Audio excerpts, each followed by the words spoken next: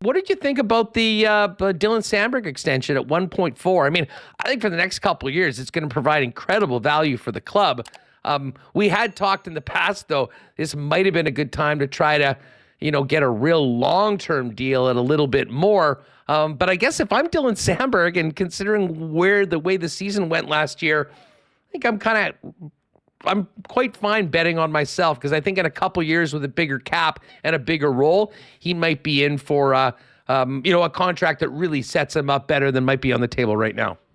Yeah, 1.4 million times 2 years. There's a lot of advantages to it, and then there's just a hint of risk to it as well if you're the Winnipeg Jets. And 1.4 million for what he delivered in a third pair role, phenomenal value. There is a situation, and I warn people about this every time I talk about defensemen, in terms of the minutes they play, the quality of competition that they face. A first pairing and a second pairing is not that different from each other. There are just too many good players and too many minutes to go around. But a third pairing can be sheltered, can be protected from some of those top matchups. It's what I warned coming out of Logan Stanley's rookie season. And it's what to keep in mind about Samberg, who's further along, to be clear, but his tremendous performance as well. Don't expect you could put him on the top or second pair next season and automatically have success. But at 1.4 million, for the degree to which he outperforms his role on the lineup right now, that's a tremendous value deal for the Winnipeg Jets. If they can't clear some of those veterans out in the next year or two, or even before the season, well, he can continue to give you a better than third pairing defenseman from that third pairing role. That's good. The one element of risk, and that maybe plays into Dylan Samberg betting on himself, like you suggested, Huss, is what happens when this deal is over. Well, then 2 years from now, he's 1 year away from unrestricted free agency, and he has arbitration rights.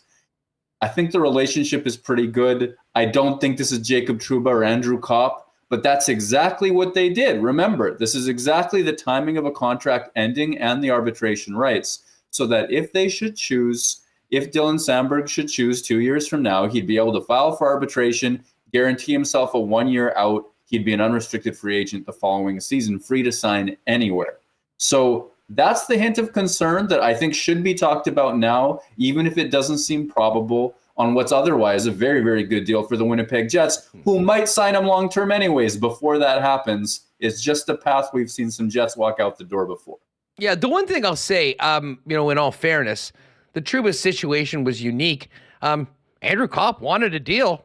They spent $10 million on Brendan Dillon and Nate Schmidt and didn't have the money to sign him. They made other decisions that made that extension to Andrew Kopp. I mean, if we believe what he said, he was planning on signing a long-term deal. And listen, you got to make tough decisions in professional sports, and that one ended up leading to him leaving.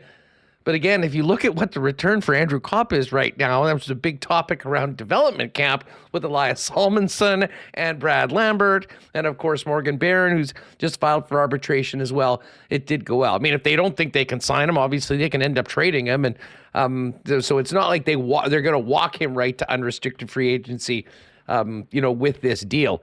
That being said, I think he'll have the opportunity to really prove himself as a top four defenseman and really put him in line for, a bigger contract at the end of this. And as they say, 1.4 on the books for the next 2 years with what that young man is bringing, quite good. Have you thought at all about Barron or Vilardi contracts?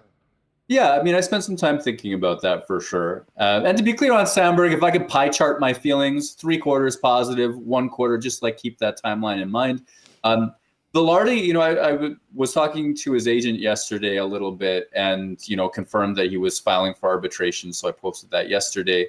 And I just think that's a situation where if you're the Winnipeg Jets, there's no way you want Gabriel Vilardi's first contract to be signed through arbitration.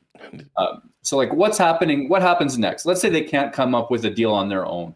Well, pretty soon a date will get announced between July 20th and August 4th. They would go to a hearing. Vilardi would point to his representation would point to his breakout season, his promise, all of that sort of stuff, make a case for a big raise. And it would be Winnipeg's job to explain in front of him why he doesn't deserve it.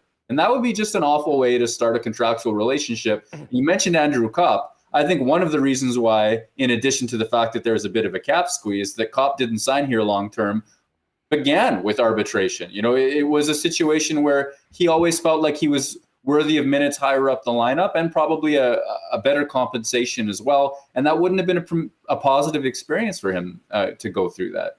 So in Vilardi's case, I think if you're the Winnipeg Jets, you look at the fact the earliest eligibility he has for unrestricted free agency is 2027. You want either a deal between 1 and 3 years for as reasonable of a cap hit as you can put together, or something extremely long term. At 23 years old, a long-term bet on Vilardi would carry some risk, but it's also a really good swing that you might be able to take if you think the cap's going to go up, and if you really believe in him to become a real impactful top 2 line player, top 6 player for the Winnipeg Jets.